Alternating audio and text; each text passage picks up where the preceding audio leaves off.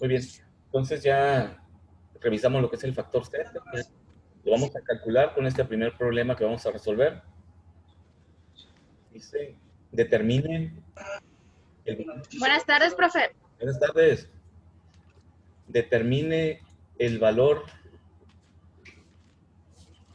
Y se va. Sí, profe. Bien. Determine... ¿Dónde estoy? Aquí estoy, ¿no? Determine el volumen específico de un refrigerante. No debe de generar confusión la cuestión del refrigerante, ¿no? Se manejan tablas igual que las de tablas para agua, son idénticas, únicamente que es otro fluido. Y son refrigerantes, son los gases que se utilizan para los aires acondicionados o para la refrigeración en la industria. Entonces también se trabaja con, así como se trabaja con máquinas que producen o absorben calor, también se trabaja con refrigerantes para mantener fríos ciertas áreas, ¿no? O para extraer calor de algún sistema se maneja un refrigerante. Y su utilización es igual, las propiedades se leen igual, saturación, sobrecalentamiento, y las tablas son prácticamente igual. Muchas veces agarra uno y abre las tablas y resulta que estás leyendo las de refrigerante en lugar de las de agua, porque son idénticas en cuanto a su presentación y su uso. Los números cambian. Entonces, eso que no nos genere ninguna complicación, ¿no? Nos dice, determine el volumen específico de un refrigerante 134A que se encuentra a 1 megapascal y 50 grados centígrados. Nos dice que lo calculemos ese volumen con la ecuación del gas ideal. Entonces podemos calcularla con la ecuación.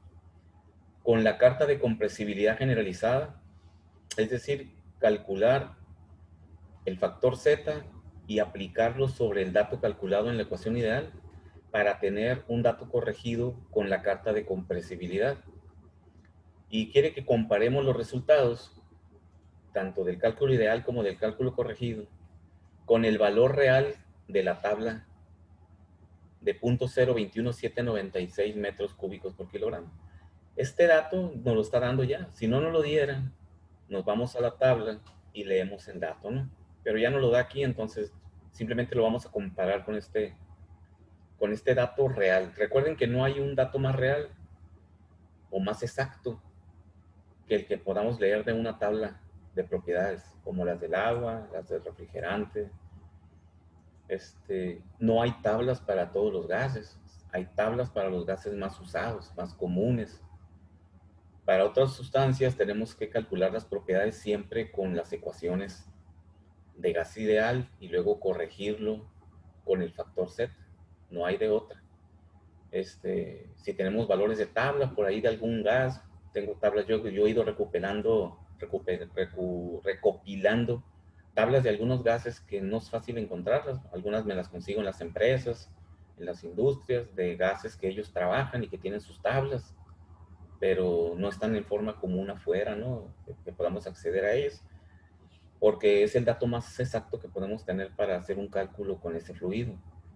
Y si no, pues ni modo, a la talacha, a calcularlo y luego a corregirlo, ¿no? Entonces, vamos a hacer el diagramita en el pizarrón para resolver este primer problema. Y la primera pregunta, ¿verdad? Bueno, en este caso, como ya me da el dato real de la tabla, no tengo que irlo a leer, no hay ningún problema. Pero si no nos lo diera, como en muchos problemas que no nos lo dan, nada más dice, compárelo con el dato de las tablas de propiedades. Tendríamos que definir en qué tabla voy a ir a leer ese dato, ¿no? Porque recuerden que al igual que con el agua, hay tablas de refrigerante saturado, así como hay tablas de agua saturada, y también hay tablas de vapor sobrecalentado para este refrigerante. Entonces, ¿en qué condiciones está el fluido cuando está a 50 grados centígrados y 1000 kilopascales de presión, 1 megapascal? Aquí con los refrigerantes no hay mucho problema para saber en qué condiciones está el fluido, como con el agua, que sí genera, como están más cortas las temperaturas y las presiones, pues no sabemos si quedó en saturado o quedó en sobrecalentado. Pero para gases que trabajan a temperaturas muy frías, cuando están saturados a temperaturas muy frías, un refrigerante que se encuentra a 50 grados centígrados forzosamente está sobrecalentado. No necesito ni comprobarlo. Un refrigerante no trabaja a 50 grados centígrados. Un refrigerante trabaja a temperaturas de menos de 0 grados centígrados, a menos 13, a menos 25 grados centígrados de temperatura. Entonces, cuando ese refrigerante absorbe calor, se sobrecalienta porque absorbe el calor para tirarlo allá afuera de la casa y alcanza temperaturas de sobrecalentamiento muy altas como estas de 50 grados centígrados para hacer refrigerante. Entonces, siempre que vean el refrigerante 134 u otro refrigerante que traiga temperaturas positivas, debe de andar sobrecalentado. ¿Okay? Y si no, pues lo podemos comprobar muy fácilmente. Busco la temperatura de saturación a 1000 kilopascales y lo más seguro es que sea una temperatura de menos 5 o menos 3 grados centígrados. Y como está a 50, pues vamos a definir que está sobrecalentado. Hacemos el mismo proceso que hemos estado estudiando para saber en qué estado está un fluido, ¿no? Entonces, vamos a darnos ya por satisfechos de que está sobrecalentado únicamente por la temperatura.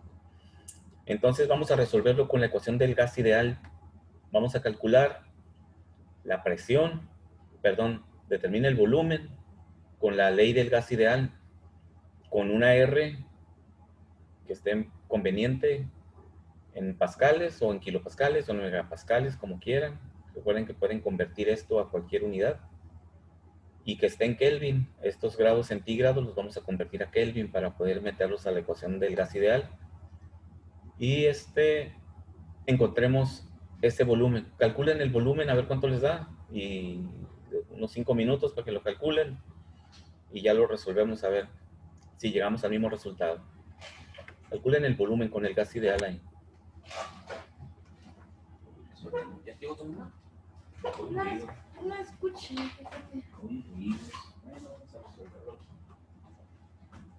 Último trabajo de pizarrón de este día.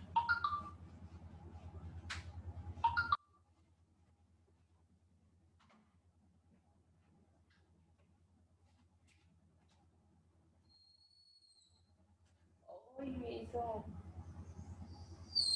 Muy. Temperatura, volumen.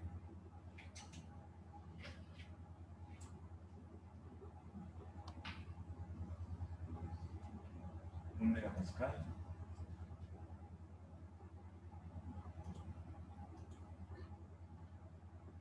Tiene una temperatura de 50 grados centígrados.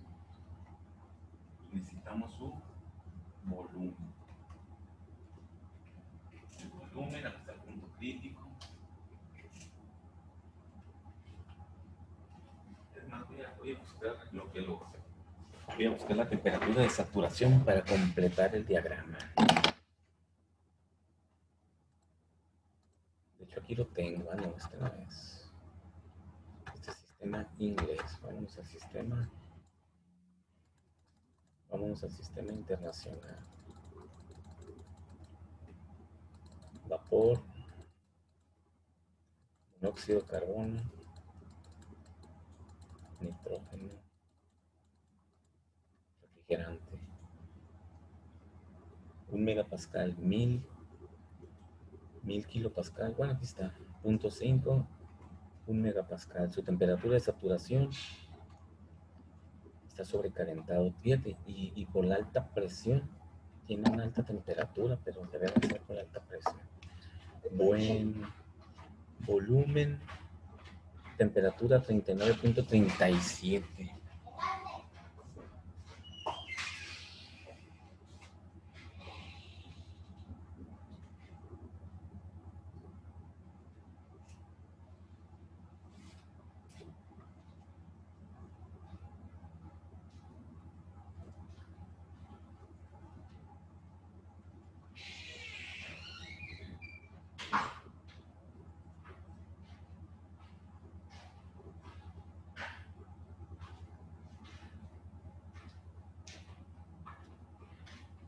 ¿Bien? Sí. Pues supongo que sí. Sí, ¿no? Entonces desconocida la casa. Ay, tan confiada que estás. Pues le pregunté, ¿te llegaste? Y me imagino que sí es mi mamá porque no me escuchó.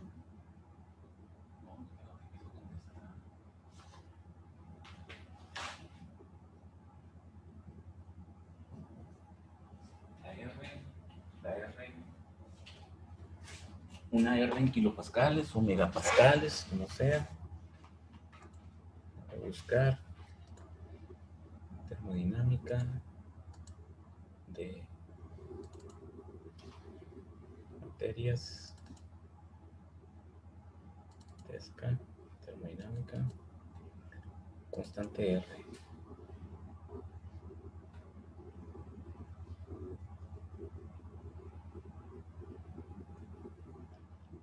Una R en kilopascales, metros cúbicos. Atmósfera no. Slug, ni se usan los slug. Kilopascal metro cúbico, aquí está. 8.314472.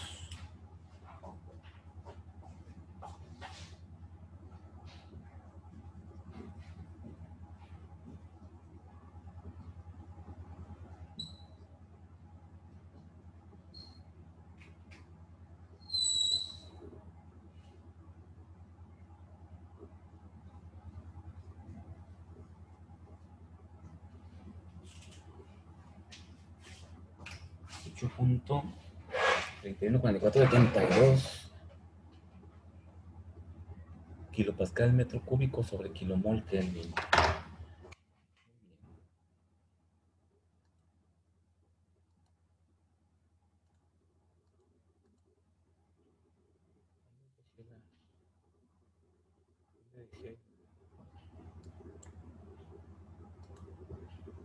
Pizarrón. Ah, es que todavía no lo pongo. Bueno, voy a poner pizarrón, ¿no? Pensé que ya lo estaba proyectando el pizarrón. ¿Alguno encontró el volumen?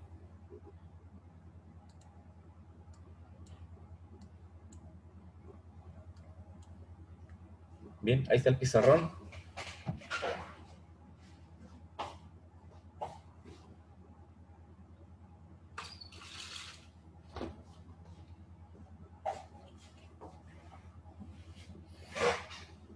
Nos pide el volumen, ahí está el diagrama.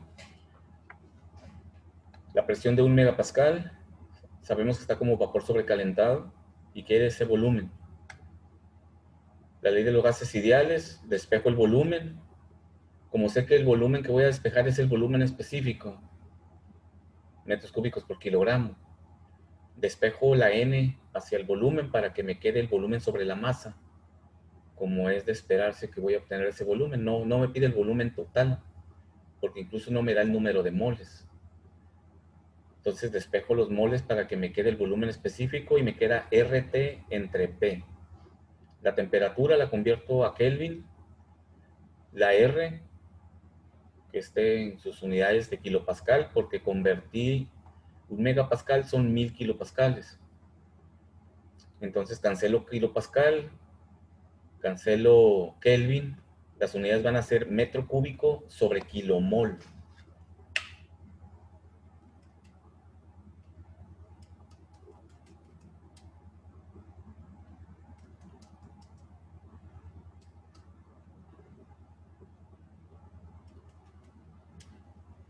$2.68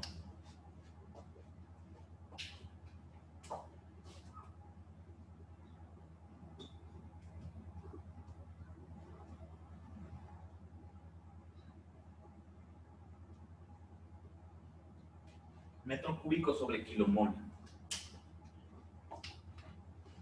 Nada más que este dato no lo puedo comparar con el dato que me da el problema, porque el dato me da una masa en kilogramos. Por lo tanto, no lo puedo comparar, pero este cálculo necesito convertirlo a kilogramos, estos kilomoles. Y la única forma es utilizar el peso molecular del refrigerante. ¿Dónde está ese peso molecular? Está en la tabla En esa tabla que comentamos, donde tomamos los datos críticos, la tabla 1A, ahí viene también la sustancia y el peso molecular de la sustancia. De ahí vamos a tomar el peso molecular del refrigerante 134A. Dejen ver si la tengo aquí la tabla esa, porque no recuerdo el peso molecular.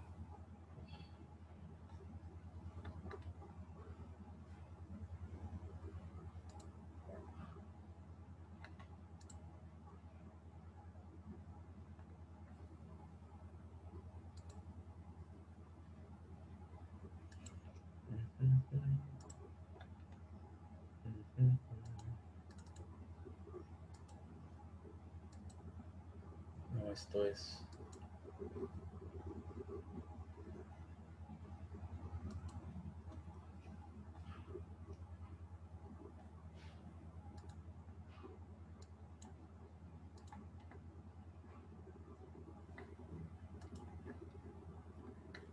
es la tabla.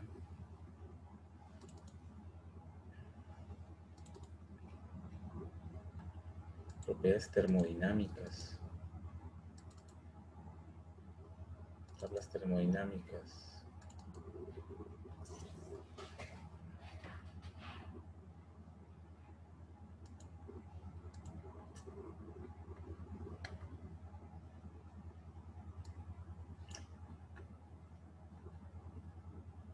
Son las mismas que tengo abiertas.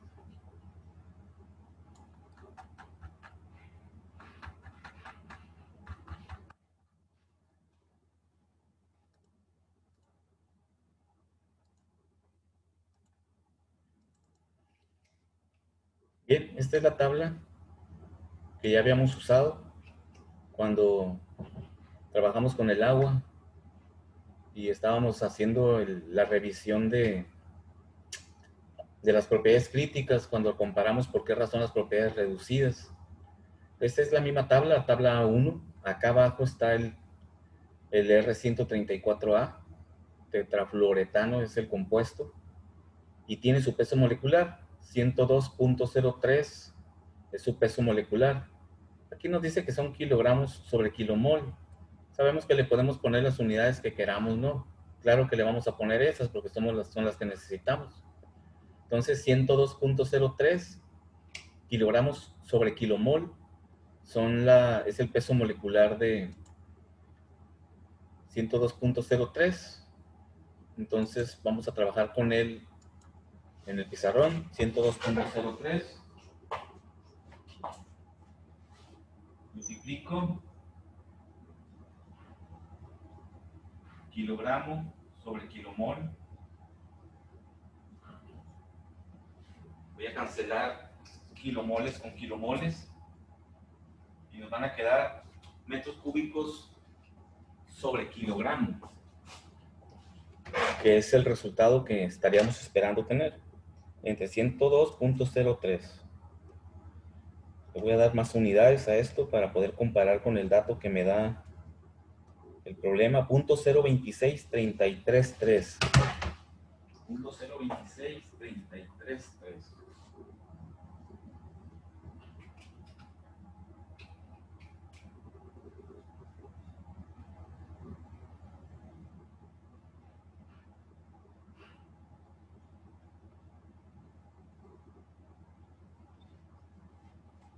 Entonces, ese es el volumen. .023.333. .026. .026.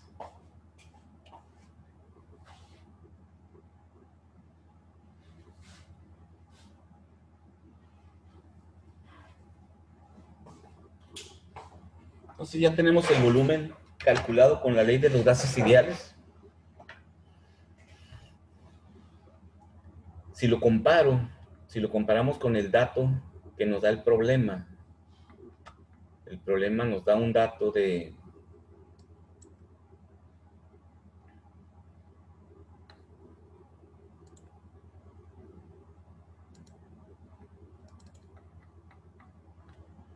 estoy checando aquí el problema, ¿no? de 0.021796 como el volumen más real, 0.021796.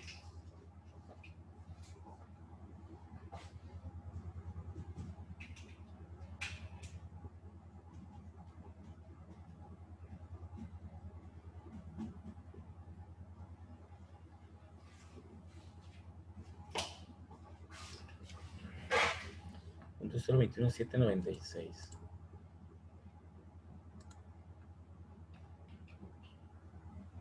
Entonces nos damos cuenta de que hay una diferencia grande entre .021796, que es el dato de tabla, y el .026233 calculado. Ahorita vamos a calcular el porcentaje de error entre los dos. ¿Sí? Si calculamos el porcentaje de error que tiene el dato calculado ideal contra el dato de la tabla,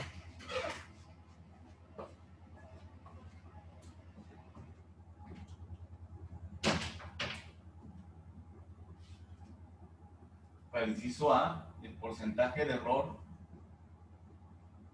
va a ser 0.026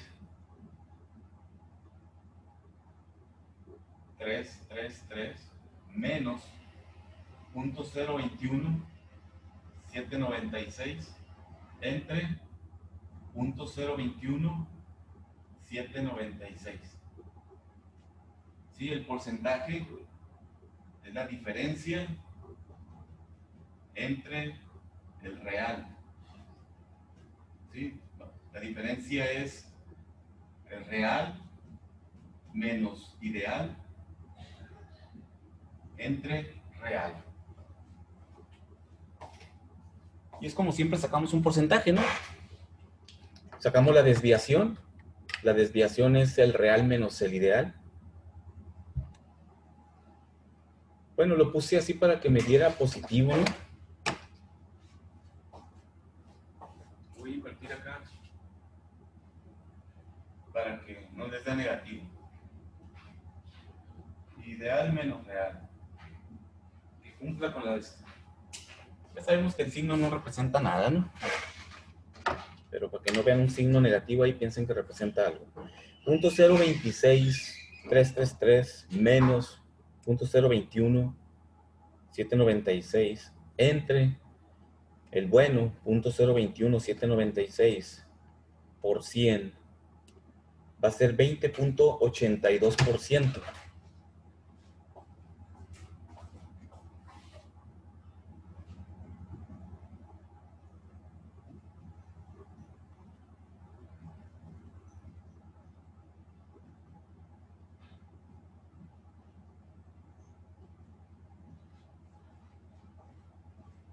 Ese es el porcentaje de error. Es el porcentaje de error que traemos si lo calculamos con el gas ideal, porque nos da un resultado de 0.026333 cuando el bueno de la tabla es 0.021 796. Entonces, ¿qué pasa aquí? Si no tuviéramos una tabla y desconociéramos cuál es el dato exacto de una tabla, no podemos quedarnos con un resultado calculado con la idealidad, porque sabemos que tiene un error en su cálculo. Por lo tanto, tenemos que corregirlo con el factor Z, que es lo que nos pide en el inciso B. Entonces, voy a calcular, vamos a calcular el valor de Z con las propiedades reducidas. Sabemos bien que acá arriba tenemos el punto crítico, donde tenemos una presión crítica y una temperatura crítica. ¿Sí? En este punto. Y que lo vamos a comparar con las temperaturas, que es esta de 50, y la presión de trabajo. Esta es la temperatura de trabajo y esta es la presión de trabajo. Para el inciso B, temperatura reducida va a ser igual a temperatura de trabajo entre temperatura crítica. Presión reducida va a ser igual a presión entre presión crítica. Para poder ir a la tabla y leer con la temperatura y la presión reducida el valor de Z. Entonces necesitamos los datos críticos del refrigerante. Pues están en la misma tabla, que comentamos ahorita. Entonces nos vamos a ir a esa tabla nuevamente. Espero tenerla abierta aquí, creo que es esta. La tabla A1. Aquí el tetrafluoruro o tetrafluoretano 134A tiene una temperatura crítica, son esta que está aquí, de 374.2 Kelvin.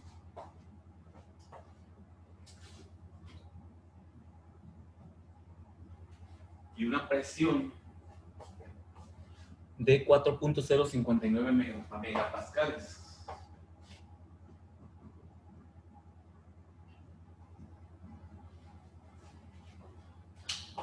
Entonces, ya conociendo las temperaturas y la presión crítica que leemos en esta tabla, ya nos podemos ir nuevamente a calcular las propiedades reducidas. Es muy simple eso, es una simple división.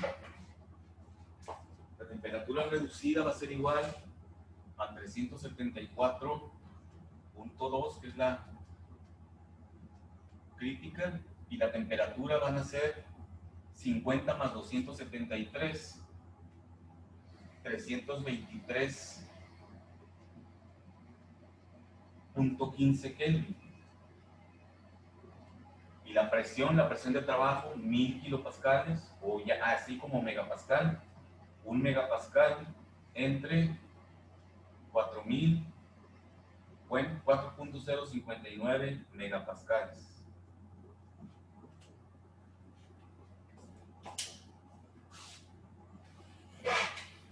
Esos 50 grados centígrados los convertimos a Kelvin, le sumamos 273, entonces deben de ser 323.15. Entre la temperatura crítica, eso nos da 0.15 entre 374.2, 0.863 para, bueno, 0.86, recuerden que lo vamos a leer en una gráfica. Entonces no tiene caso ponerle muchos decimales. 0.86 y la presión crítica 1 entre 4.059. 0.25, redondeándolo, ¿no? Entonces ya tenemos PR y PR. Nos vamos a ir a la gráfica de Z. Esta es Z. Vamos a buscar la presión reducida aquí de 0.25 y vamos a leer hacia arriba a donde se cruce con la temperatura de 0.86. Vamos a leer hacia la izquierda el valor de Z.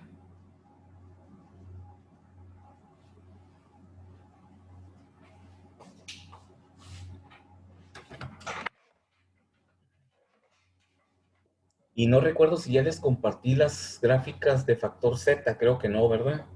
¿O sí? ¿Quién me recuerda? No. Bueno, bueno, se los voy a compartir en este instante para aquí en el WhatsApp, ¿no? Para que las abran y vean. Las voy a abrir aquí también, pero las tengan ahí. Entonces, si checan cómo vamos a leer el factor Z, ¿no? Como lo vimos en la teoría, ¿no? Con la presión reducida de 0.25, subo hasta la temperatura reducida de 0.86 y de ahí leo hacia la izquierda el factor Z. Entonces, vamos a abrirlas. Ahorita se las comparto, no voy a abrirlas para no entretenernos mucho en eso. Y, en fin, que aquí se las voy a compartir en la pantalla. Tablas. Esas tablas termodinámicas están en termodinámica. Bueno, tablas termodinámicas, diagramas, propiedades, tablas termodinámicas. Y en la mañana o ayer no las encontraba. porque están mal ubicadas y no las coloqué en su lugar. Pero creo que están acá. Termodinámica, temas, propiedades.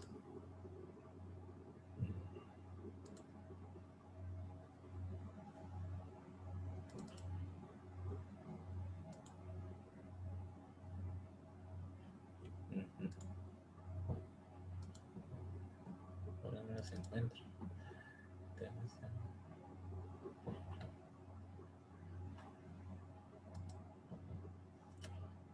bueno.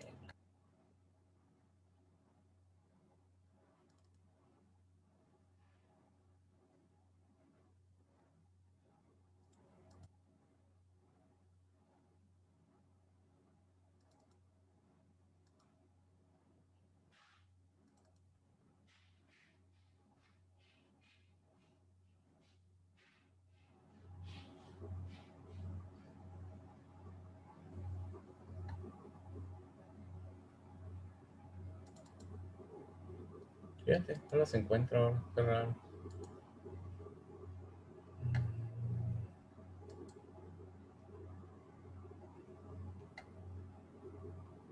Es-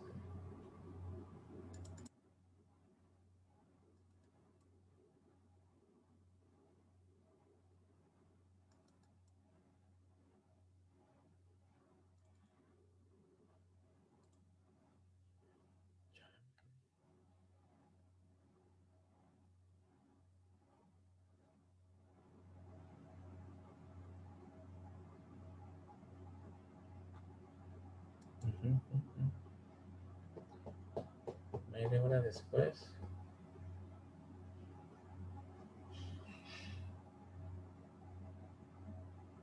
¿Saben qué voy a hacer? Voy a abrir el WhatsApp y de ahí las voy a bajar.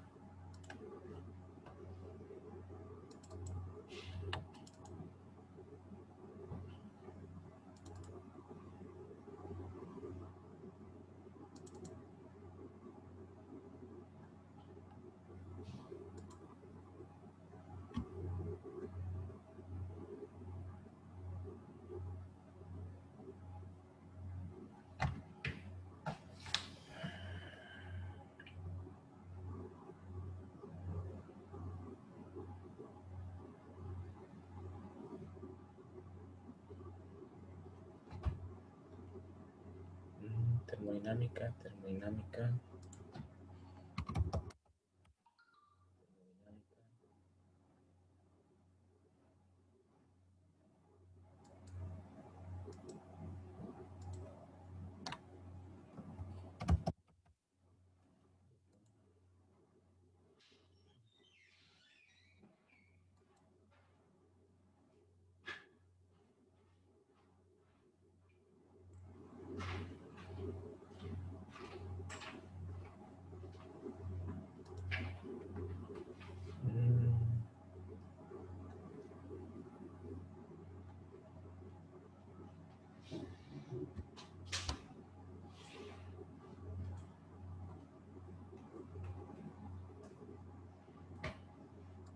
Puta, qué lento. Ahí está. Bendito sea Dios, ahí está. Bueno, pero necesito descargarla, si no.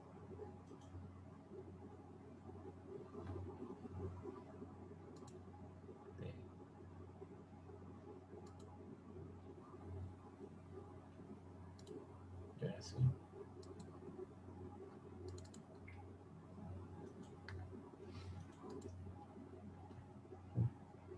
No las encontraba, no las encontré. Tuve que bajarlas hacia otro lado. Bueno, ahí están, ¿no? Las bajé del WhatsApp porque no. La mañana las hallé, no me acuerdo dónde las dejé. Bueno, aquí está como les comentaba la vez pasada, si se hace una sola gráfica de todas las presiones y todas las temperaturas, queda una gráfica bastante grande y se hace muy chiquita el modo de poder trabajar con ella. Se hace muy pequeñito las distancias. Por lo tanto, está separada en tres formas diferentes, en tres partes. Presiones muy bajas, que es esta grafiquita, cuando tengamos presiones de 0.002, 0.04, presiones muy pequeñas, Tenemos esta otra para presiones de baja presión, no muy pequeñas, baja presión solamente. Esta parte de acá de la esquina, que casi no se nota porque se hacen bolas ahí todas las líneas, es esta parte, ¿no? Está ampliada aquí, es la parte de acá, para presiones muy pequeñitas. Entonces, esta es para presiones normales o presiones de baja presión. Tenemos otra, presiones intermedias y presiones altas, ¿no? Presiones altas. Entonces, nosotros ubicamos el dato que queremos leer de punto 25 para la presión reducida. Entonces, nos damos cuenta que esta gráfica es correcta porque va de punto 1 en punto 1. Punto 25 está aquí en esta parte. Aquí estaría ubicado exactamente punto 25. Vamos a subir hacia arriba en forma vertical hasta donde nos crucemos con la temperatura de punto 86.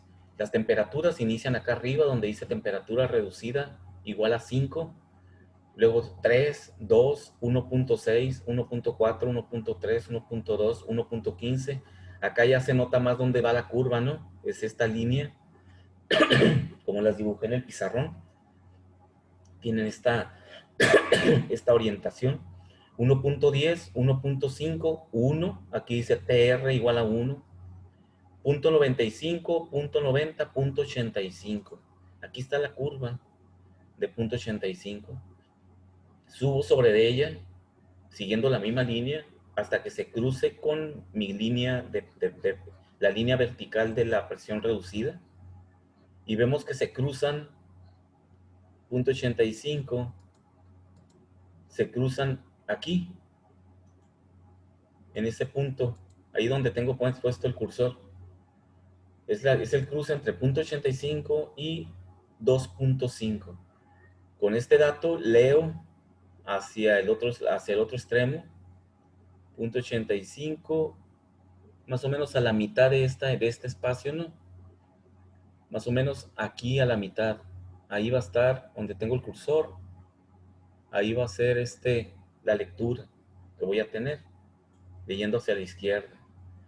Como va de 2 en 2, de punto 2 en punto 2, la primera raya es punto 83 y media rayita más punto 82, media rayita más punto 83. Entonces encontramos que el valor de Z es punto 83.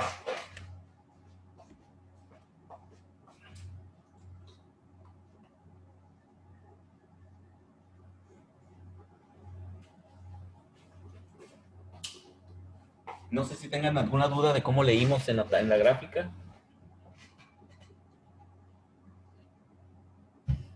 ¿No? Bueno, entonces nos vamos a ir al pizarrón nuevamente, donde ya tengo el punto 83 que leímos, con la curva de punto 86 y la línea vertical de punto 25. Entonces vamos a corregir el valor ideal calculado, que era de punto 0.26333. Ese era el dato que habíamos calculado con la ley de los gases ideales. Por lo tanto, corrigiendo, va a ser igual a el volumen punto 0.26333 metro cúbico por kilogramo por punto 83. Entonces el volumen corregido punto 0.26333 por punto 83, punto 0.21856.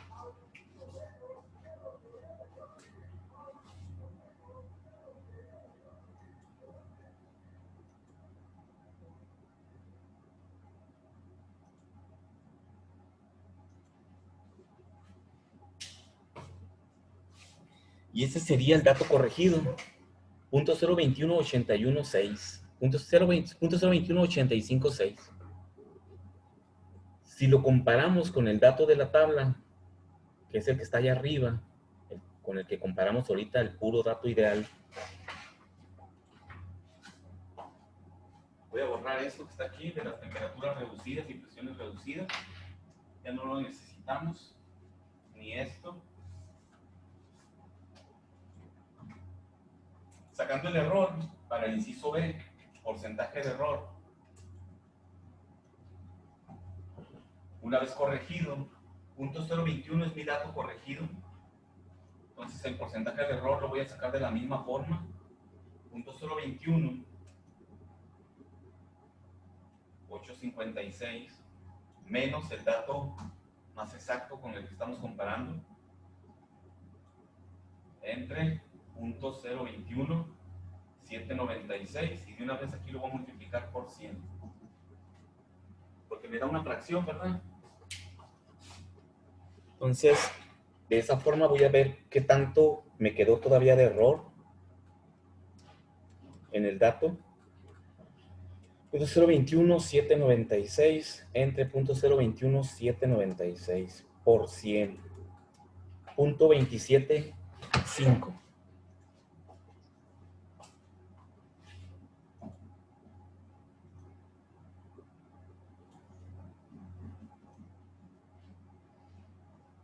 Ese ya es el porciento de error que tendríamos. Lo estamos comparando contra un dato de tabla que ya conocemos, ¿no? Esta es la particularidad de este problema, que nos permite comparar si realmente el aplicar el factor Z corrige el dato ideal. Entonces realmente quedan prácticamente iguales. La desviación es bien pequeñita, menos del 1%, 0.275%. Ese 0.275 es el error de nosotros al leer la gráfica.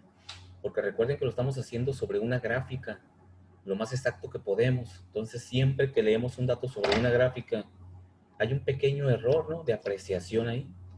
Realmente, el valor Z prácticamente corrige completamente un cálculo ideal. ¿Sí? Este pequeño error es nuestro propio error de apreciación al momento de determinar el punto 83.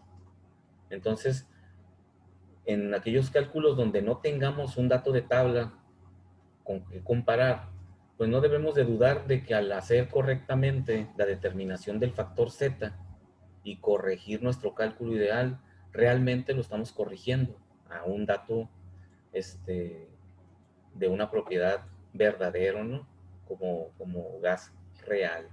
Entonces ese es el porcentaje contra un 20, casi 21% que tenía originalmente mi cálculo, ¿no? Casi el 21% me queda ese pequeño porcentaje de error. Entonces, ese es el procedimiento del que hemos estado trabajando los últimos días. Hacer un cálculo de hacer el cálculo de una propiedad con la ley ideal, lo que sea, como lo hicimos aquí. Y después de ese dato, calcular un valor Z para corregirlo. Porque salvo que sea aire, nitrógeno, oxígeno, hidrógeno y gas argón, el gas xenón, esos gases no necesito corregirlos. Esos son gases que se comportan como reales aunque sean ideales. Pero el vapor de agua, el refrigerante y otras moléculas más grandes, son moléculas grandes, chequen aquellas que se comportan como ideales y tenemos que corregirlas.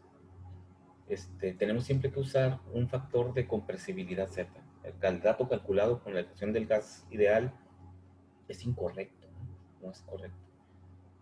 Y no es que sea incorrecto, porque incorrecto sería de hecho de que estuviera mal calculado. Lo que pasa es que la ley del gas ideal no aplica para gases cuyos puntos críticos están muy alejados de las condiciones de trabajo a las cuales tenemos ese fluido en la realidad. El agua, recuerden que tiene una campana muy alta, por lo tanto tiene una desviación muy grande. El aire tiene una campana muy pequeña, por lo tanto tiene una desviación mucho más pequeña con respecto de el dato real, ¿no? El dato real. Y prácticamente no. Yo he calculado factores Z para aire bajo condiciones muy extremas y lo máximo que me da, por ejemplo, es 0.98, 0.97, o sea, en condiciones muy extremas para el aire. En condiciones normales prácticamente es 1, no necesito corregirlo. Pero luego por dudas, porque veo que el aire lo estoy trabajando en condiciones muy extremas, digo, ¿se desviará? ¿Qué tanto se desviará de la realidad? Y calculo el valor Z y resulta que prácticamente me da 1, punto 98, punto 99, punto 97, que es muy pequeño. Digo, es un valor muy cercano a 1, ¿verdad? Mientras más se acerca a 1, pues menos desviado es el resultado. Entonces, la próxima clase la clase de mañana, vamos a resolver otro problemita más, unos 2 problemitas de este tipo, donde siempre se hace la misma metodología. Calculamos la propiedad reducida y luego ya con esto leemos el factor y con eso multiplicamos el dato calculado. Hacemos un problemita más y ya vemos las ecuaciones de estado, que son otra opción para corregir un dato teórico, un dato ideal. Las vamos a ver así muy únicamente teóricamente, porque no tiene mucho caso hacer cálculos con eso. Si algún día las necesitan en algún proyecto de investigación que hagan, pues ya recordarán cómo se aplican. Es pura aplicación, no tiene más ciencia, más que sustituir variables y despejar. Entonces no le vamos a dedicar mucho tiempo a eso. Lo más importante es que puedan estimar el factor Z de compresibilidad. Es el dato más rápido de calcular y sin necesidad de estar usando ecuaciones muy complejas en cuanto a número de datos que metes y lo estás despejando. Pero realmente no estás haciendo ningún cálculo termodinámico, estás haciendo una aplicación de una ecuación. Entonces, y ya con eso concluimos. Mañana yo creo que concluimos esta unidad de competencia.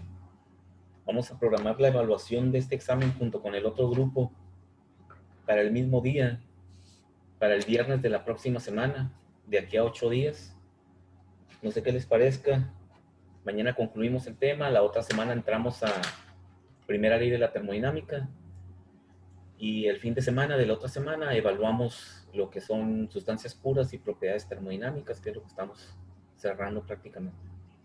¿Está bien? O no sé si... Sí, profe, está bien. ¿Está bien? Voy a poner una actividad o algunos problemitas ahí en plataforma para que trabajen con ellos y ya me pidan asesorías o nos reunimos en una clase, en una reunión extraordinaria que quieran resolver problemas y ya lo checamos, ¿no? Pero el chiste es que ustedes estudien para que vean dónde tienen problemas de interpretación o de entender algo que estamos viendo. Y nos reunimos para resolverlo, pero pidan asesorías, ¿no? Yo estoy saturadón, pero podemos abrir por ahí un espacio para resolver las dudas que tengan sobre los problemas, ¿no? Que vamos a resolver. ¿Sale?